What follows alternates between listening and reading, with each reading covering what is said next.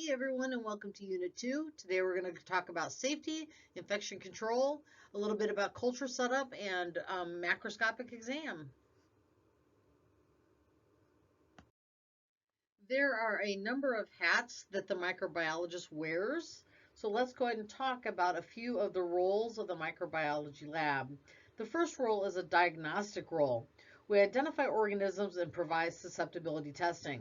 We identify infectious organisms and determine which antibiotics the doctor wants to use. That's by far the most important role of the microbiology lab. The microbiology lab also plays a role in epidemiology.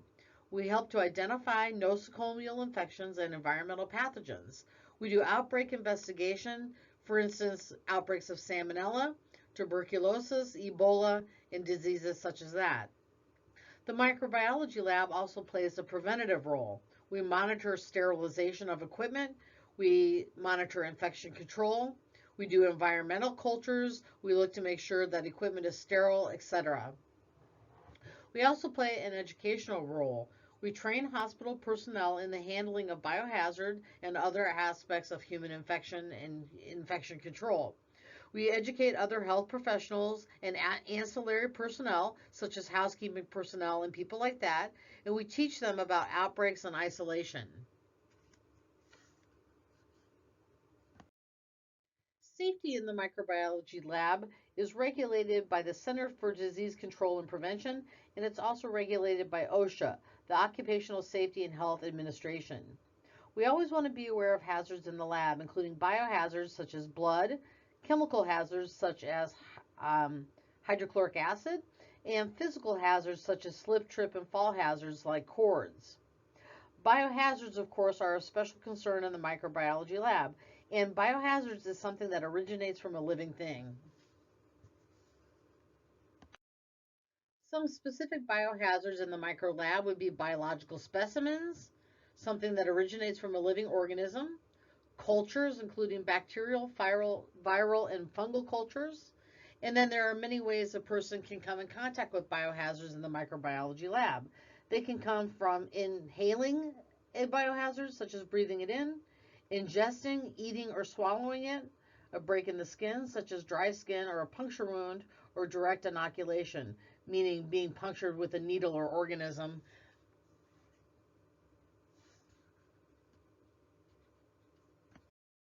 There are a number of disease risks in the laboratory. For instance, a bloodborne disease, you're always at risk of getting a bloodborne disease if you work in a microbiology laboratory. And some of the bloodborne illnesses that I think of are HIV, hepatitis B, hepatitis C, and the organism that causes meningitis.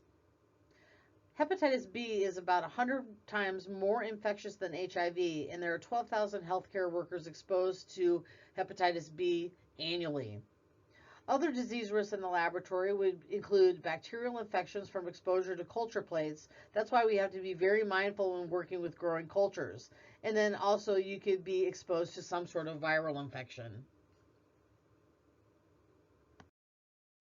Let's go ahead and outline some of the safety control methods. Two of the safety control methods are called universal precautions and standard precautions. A universal precaution is assuming all blood and body fluids are infectious. The guidelines are issued by the CDC on how to handle hazards like contact with blood and body fluids. It's basically a knowledge of the infectious state of all body fluids. Standard precautions are watching for slip, trip, and fall hazards, electrical hazards, and things like that. Preventative tactics outlined by the CDC would be things like hand washing, wearing gloves, wearing face protection, and disposing of sharps the correct way. According to OSHA, an engineering control is a control that isolates or removes a hazard from the workplace. One example of an engineering control would be specimen containment. In other words, a closed tube sampling system. Prevention of aerosolization. For example, using a centrifuge that has buckets with lids on them. Using vented hoods and biohazard cabinets. We want to have negative air pressure, especially when working with acid-fast organisms.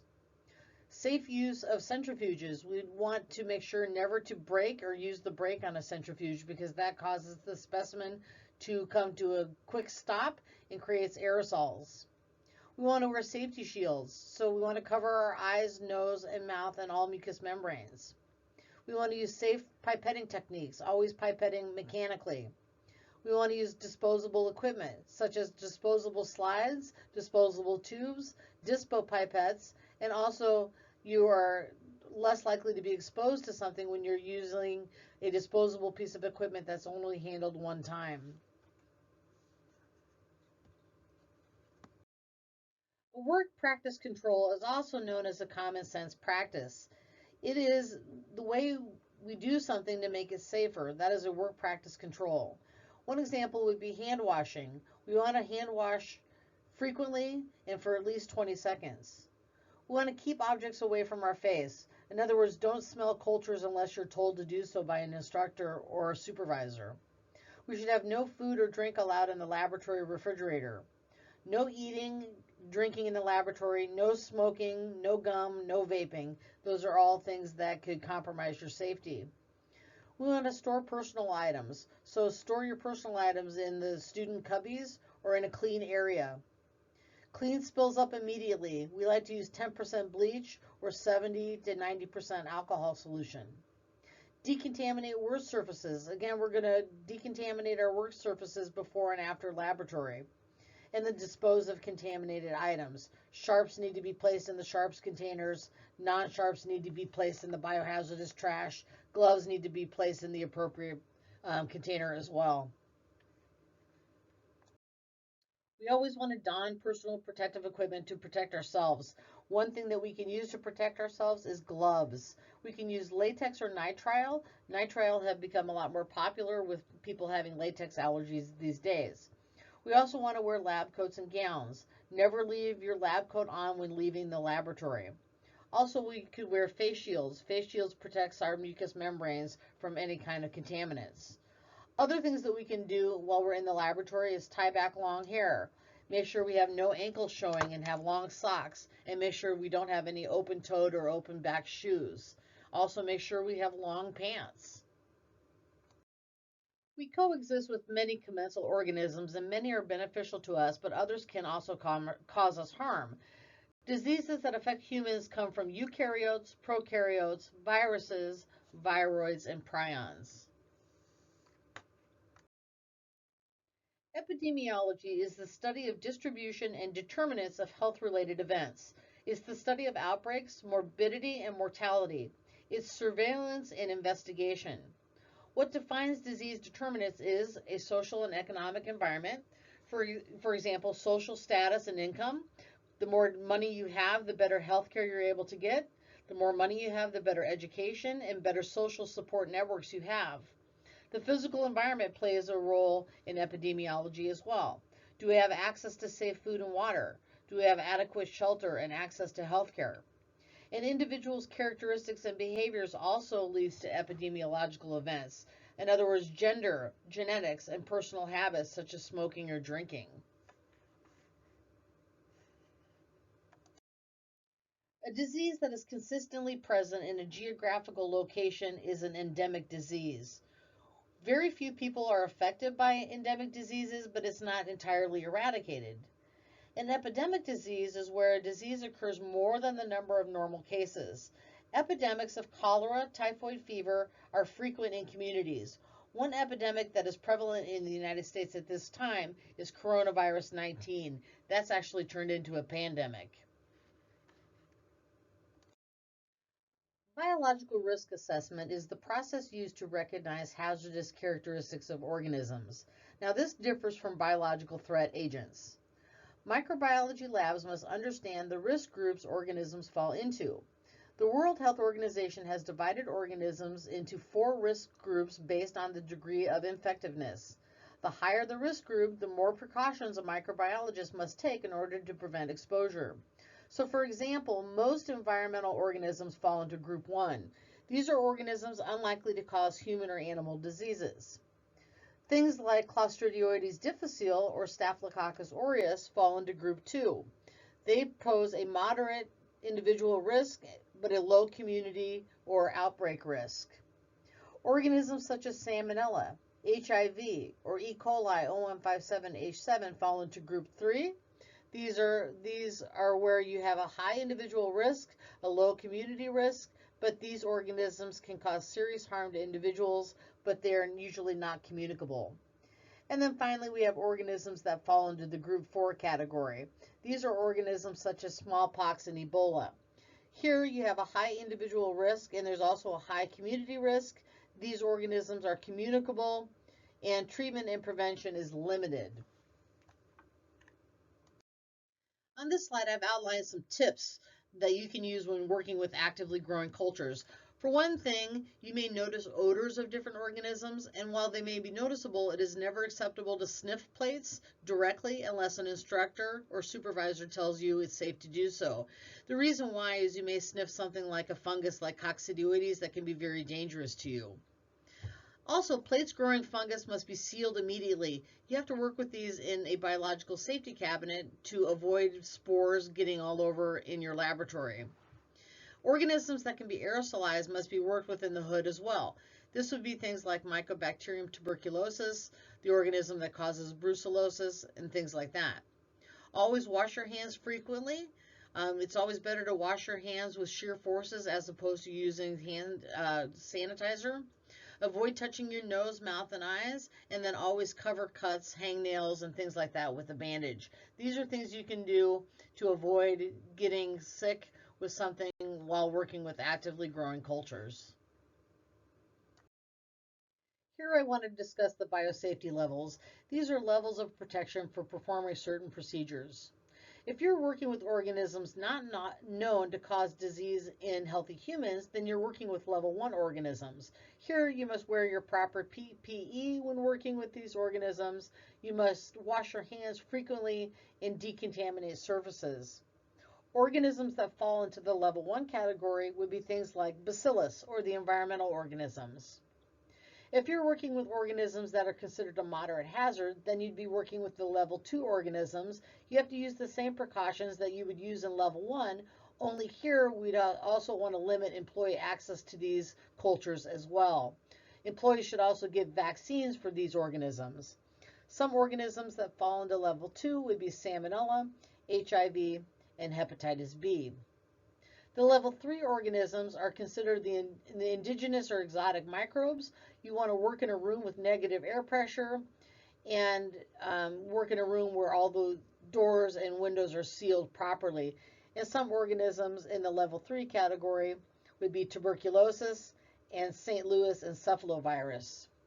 And then finally, we have the level 4 organisms where you're working with dangerous exotics, life-threatening organisms, and these rooms are highly restricted. There are signs that are posted saying that it's a restricted area. Here with these organisms, you see people wearing the spacesuits, and you can see that people are working with equipment that filter out particulates.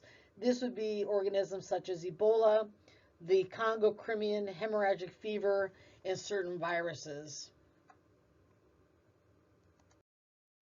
Substances that pose a significant present or potential threat or hazard to human health need to be placed in the hazardous waste bins. Okay, these substances which require special handling, processing, and disposal have to go in a hazardous waste bin. The hazardous waste bins are usually marked with the hazardous waste symbol, and the bins are usually red or orange. Here I have a picture of the Global Harmonized System, a series of recognizable symbols for global recognition of hazard. It is universally understandable. So take a moment to look at the Global Harmonized System pictograms and its hazards that are outlined here. Let's get into the fun stuff, the microbiological lab techniques. When collecting a specimen for the microbiology laboratory, we want to make sure that the specimen contains viable organisms with minimal contamination. There are some principles of specimen collection that you always want to follow. For example, you want to collect the specimen before antibiotics are given. The reason why, as a microbiology tech, you would be looking at organisms that are treated with antibiotics and they start to act funny, so you always want to make sure that the specimen is collected before antibiotics are given, or else the bug starts to act funny metabolically. Collect your sample from the correct anatomical site.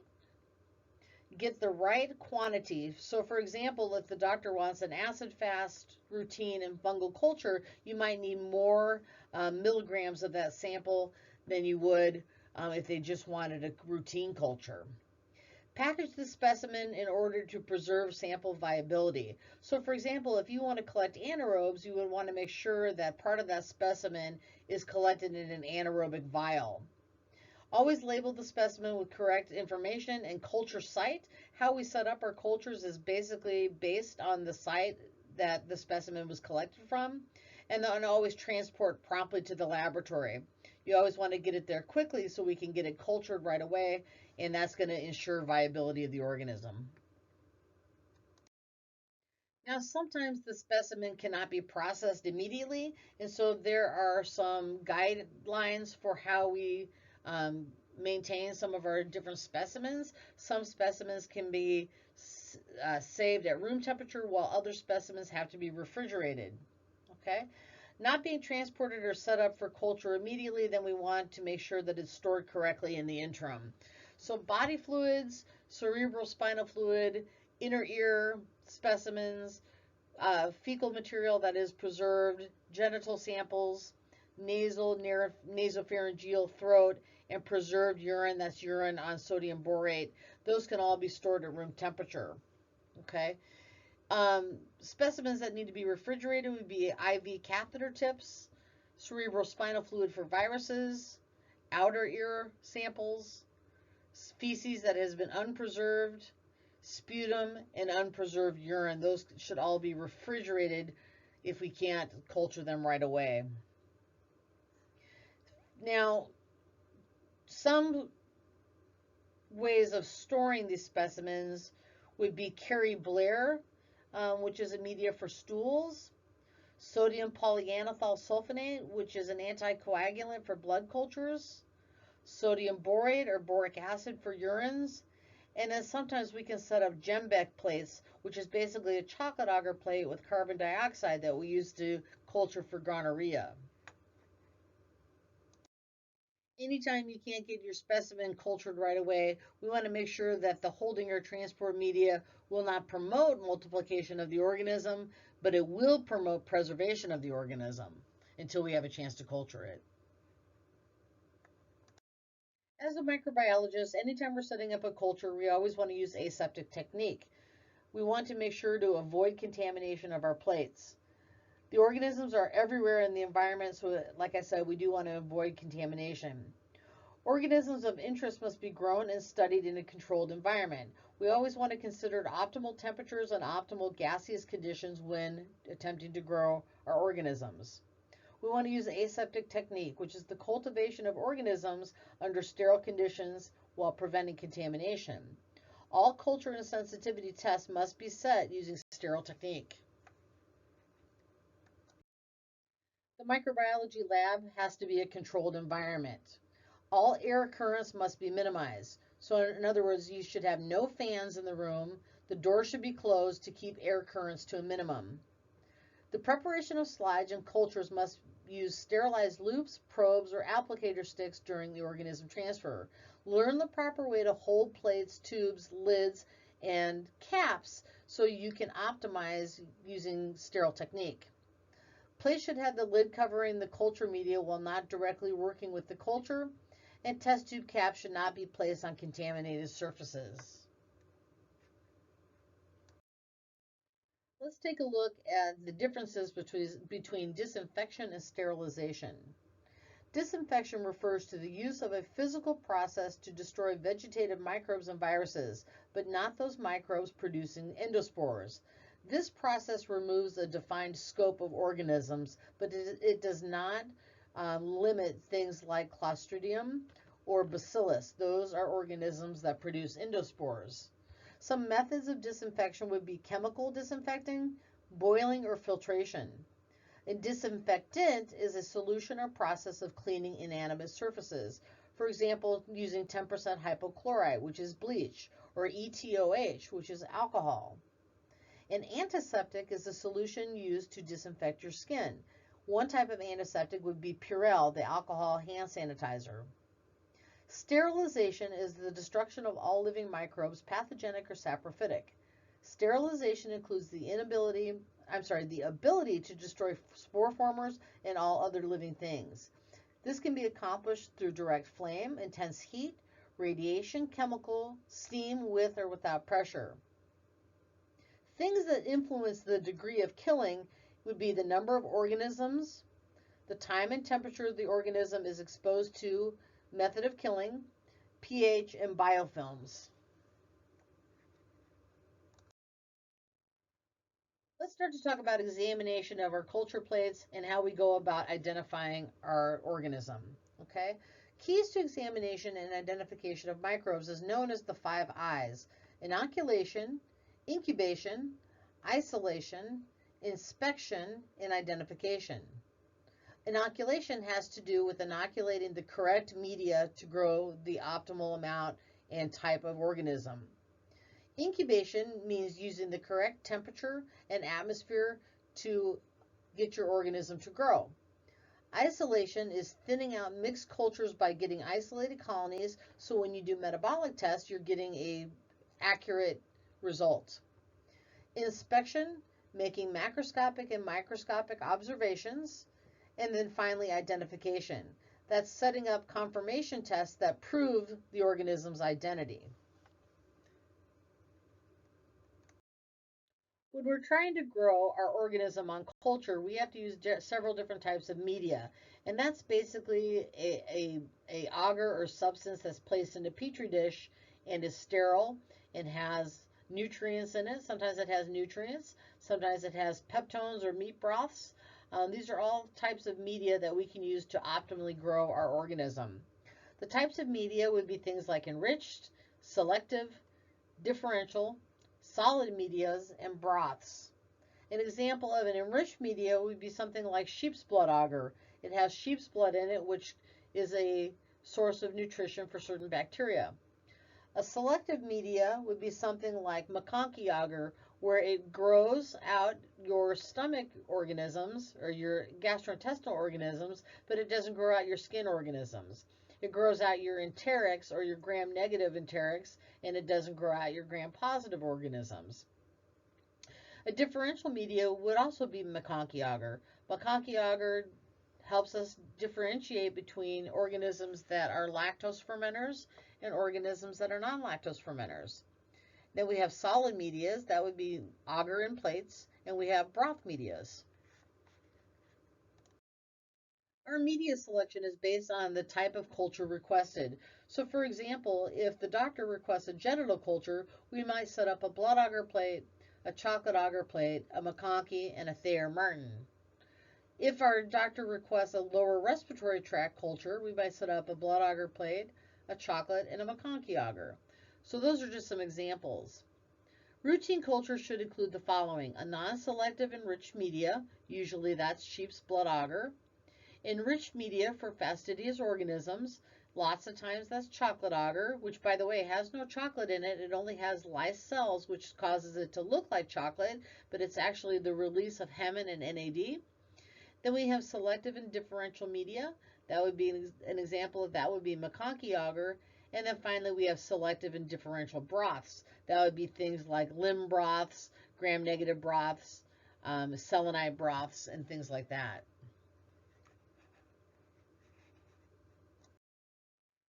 So here's a list of media commonly used in the microbiology lab. We use 5% sheep's blood agar. It's a relatively cheap, enriched media that is used to grow most organisms. It is enriched with sheep's blood. Then we have CNA, Columbia Callistin nalidixic acid agar, which is enriched with blood and is selected for gram-positive organisms. It selects for gram-positives while limiting the growth of gram-negative organisms. McConkey agar is selective and differential. It is selected for gram-negative organisms such as enterics, and it contains biosalts that actually inhibit gram-positive organisms. It's also differential. Lactose fermenters will appear pink on the media, while non-lactose fermenters will remain colorless. Chocolate agar is a good media for fastidious organisms. It grows even more things than blood agar does because it has lysed cells in there, which releases the NAD and releases also the hemin, providing nutrients for your more fastidious organisms. And then finally, the last media on the list is thioglycolate broth, which is an all-purpose media and helps detect organisms in low numbers, and it's especially helpful in isolating anaerobes. Once we've decided what media we want to put our sample on, we need to start thinking about isolation. Some methods for microbial isolation would be the streak plate, the pour plate, and the spread plate. The streak plate is used to obtain isolated colonies, where we actually put our sample on the plate and we sterilize in between nichrome loop streaks. We can use a pour plate, which is used to quantitate the number of organisms per mil. It's used sometimes with calibrated loops, and it's used for urine cultures to determine the extent of the present infection. Then we can use spread plates, which are used to quantitate the number of organisms per mil. A drop of bacterial suspension is placed in the center of the plate, and then it's spread out using a bent glass or metal rod. This is good for very dilute liquid cultures. Add one drop, spin the plate with the L spreader, and then you'll be able to count the number of organisms you have per mil. So this is the most common plating technique, and it's called the streak plate. So essentially what we've done is we've put our sample on our plate, and then we've used a nicron loop to thin out the population of organisms. So with every streak, the population of the organism in the sample is thinned. What we're attempting to do is to get isolated colonies so we can do fermentative or biochemical tests, and we know that we have isolated colonies and correct results and not mixed results with mixed types of organisms. Here are examples of pour plates, and pour plates are used to quantitate the number of organisms growing per mil. And you can actually use calibrated loops. So in the picture, we have a loop that is 10 minus 1, a loop that is 10 minus 2, and a loop that is 10 minus 3. You can actually take a drop with those calibrated loops and then multiply it times the dilution factor, and that gives you the number of colony forming units per mil. This would be used for things like urine cultures. Once we inoculate our plates, we actually want to get our plates in the proper gaseous and environmental conditions. So there are several temperatures that we should be thinking about incubating our cultures at. Most human pathogens fall into the mesophile category. These are organisms that grow best at 20 to 45 degrees Celsius. Human pathogens and human flora like a temperature that is body temperature around 35 to 37 degrees Celsius. Okay. Occasionally you might have to culture a psychrophile, and this is an organism that likes the cold. They usually like a temperature of minus 15 degrees Celsius up to plus 10 degrees Celsius. These are the organisms that make an internal antifreeze. Some examples of these organisms are Arthrobacter and some Pseudomonas. The thermophiles are the organisms that like it hot. They like a temperature of somewhere between 45 and 122 degrees Celsius. These are organisms that live in the deep sea vents and hot springs. One example is Thermus aquaticus. So we want to get our culture into the right temperature environment, but we also want to make sure they have the right gaseous environment. So there are some organisms that are called capnophilic organisms or capnophiles, and they prefer an environment that's rich in CO2. And we have organisms that are anaerobes that prefer to have no oxygen. And then we have organisms that are microaerophilic organisms. These are organisms that like about 85% nitrogen, about 5% oxygen, and about 10% CO2. Now we can create these atmospheres by putting them in a jar and adding gas packs. CO2 is the one exception. We can add a gas pack that is made commercially, or we can actually light a candle and put it inside of the jar. Once the candle goes out, what's happened is that the oxygen has been exhausted and CO2 has been amplified inside the jar. But we can create an anaerobic, a capnophilic, or a microaerophilic environment just by placing the organisms inside the jar and adding a commercial gas pack. Anytime you start to look for a pathogen in a culture, you have to use a little bit of interpretive judgment. For example, you need to take into account the specimen source. Is it a sterile body fluid? Is it a sinus culture? Is it a skin laceration? Those are all things that you need to take into consideration because you have to know if there's normal flora associated with that source or not. If there's normal flora associated with the source, then you have to kind of ignore that and pick out the possible pathogens. You also have to know what are the most likely pathogens for the source. And then you need to know which media is the organism growing on. For example, if you're dealing with an upper respiratory sample, you might be dealing with a lot of normal flora, but if you have an organism that only grows on chocolate agar, you could be dealing with Haemophilus influenza. That's a typical pathogen for the upper respiratory tract. You also have to consider the amount of pathogen. If you only have 1 or 2 colonies of Haemophilus influenza, that may be totally normal as long as you have lots of normal flora. If you just have Haemophilus influenza and not a lot of normal flora, then it's likely to be more of a pathogen.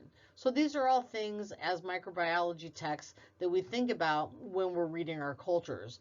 We think about the specimen source, how much normal flora is there, should there even be normal flora there, what's the likely pathogen, what media is our pathogen growing on, and how much of the potential pathogen is there amongst the normal flora. Most types of cultures have a direct examination, and what I mean by that is most types of cultures have a gram stain performed. Not all types though, but most types do. In these smears, when we make a slide of the sample, we have to make sure that it sticks to the slide. So we either have to heat fix it or methanol fix it. By that, we set it on a heat block and let it dry, or we just dip it in methanol. But either way, it allows that specimen to stick to the slide. We have to determine if we want it cytocentrifuged or not. And what I mean by that is if you're dealing with a sterile body fluid where you have very few organisms, you might have to put it in a funnel and put it in a central centrifuge called the cytocentrifuge and spin it. And then what happens is those cells will stick to the slide. We always want to report white cells and different bacterial fungal morphologies. And you always want to look for typical classic morphologies of pathogens. For example, if you're dealing with the Streptococcus pneumonia, you'd be looking at gram-positive cocci in pairs that are lancet-shaped. You want to look at areas of the smear that are not too thick and not too thin. You kind of want to go right down the middle. And then always look for predominant morphologies as well. So these are all things that we take into consideration when dealing with the direct exam. And usually what I mean by a direct exam is a gram stain. When the culture starts to grow out, one of the first things we do is we take a look at the macroscopic exam. This is also called the gross exam. What we can do when we have a lot of experience is provide a presumptive identification to the physician based on what the organism looks like.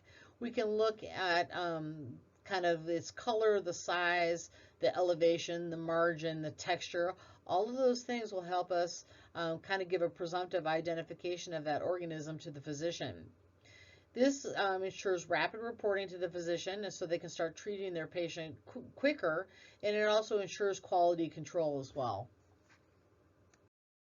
Colony morphology and reporting such is an important diagnostic tool. What does the colony look like to the naked eye? What's the presumptive ID? We can use an educated judgment about the organism's identity to ensure quality patient care through rapid reporting. We can ensure quality control by making educated guesses as to what organisms are comparing them to automated identifiers.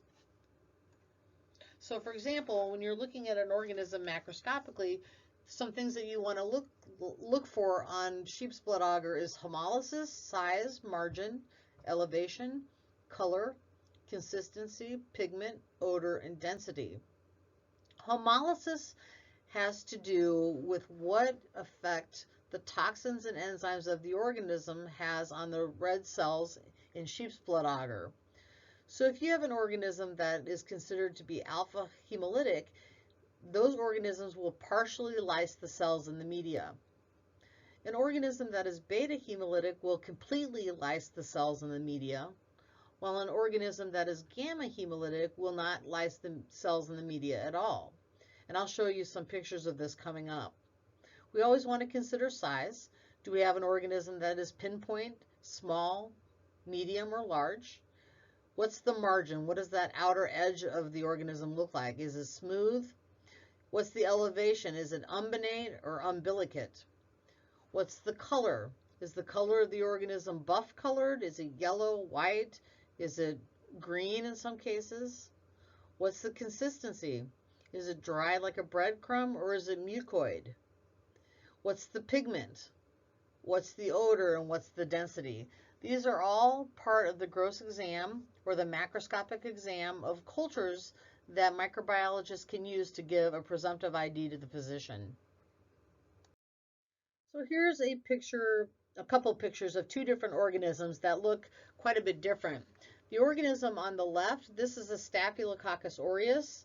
This is an organism that I would say is medium and white, kind of damp in consistency, and it's beta hemolytic. If you look at that plate very closely on the left, you can see that there is a clear zone around the colonies, and that's because of the effects of its toxins and enzymes on the red blood cells in the media.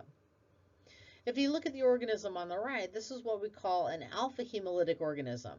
This happens to be Streptococcus pneumoniae, but you can see that there is a dark green zone around the green colony, and that's because the toxins and enzymes have lysed only part of the cells in the media. So that's called an alpha hemolytic organism. So these are two different organisms that look pretty differently. One is a beta on the left and one is an alpha on the right. The one on the left is Staphylococcus aureus, and the one on the right is Streptococcus pneumoniae. And then here we have an example of a gamma hemolytic organism. You can see the organism is just sitting on top of the media, but there is no hemolysis around the colonies, and you always want to look at the isolated colonies for this. So you want to look at the bottom left of the plate where you can see isolated colonies. These colonies are medium. I would say they're mucoid, they're gray, and they are gamma hemolytic. This is probably an enteric or one of those tummy organisms. Some organisms have a specific morphology in broths too. So for example, on the left there, you can see these streamers in the broth. That is pretty typical of Staphylococcus genus. And then on the right, you can kind of see this flocculation or puffballs in that broth, and that is pretty typical of Streptococcus in broth. All right, well, I hope you learned a lot today. I'm going to give you some time to reflect, and if you have any questions, you know how to get a hold of me. Have a great day.